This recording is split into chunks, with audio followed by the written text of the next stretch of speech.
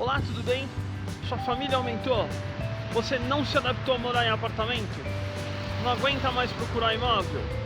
Então, enquanto eu faço minha corrida, tem um vídeo que eu fiz aqui rapidinho e você vai conhecer alguns detalhes sobre uma casa com 4 dormitórios e 250 metros aqui na cidade de Santo André. Então assiste o vídeo aí e a gente volta a se falar.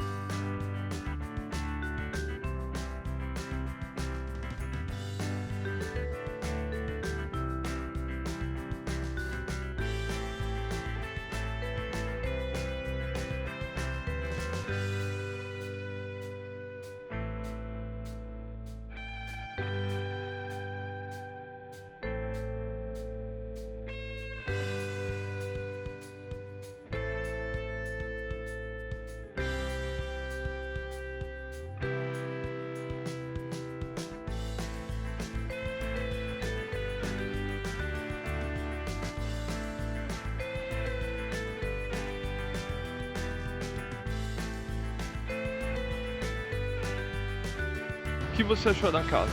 Se você quiser mais detalhes, entre em contato comigo e eu te passo todas as informações, tá bom?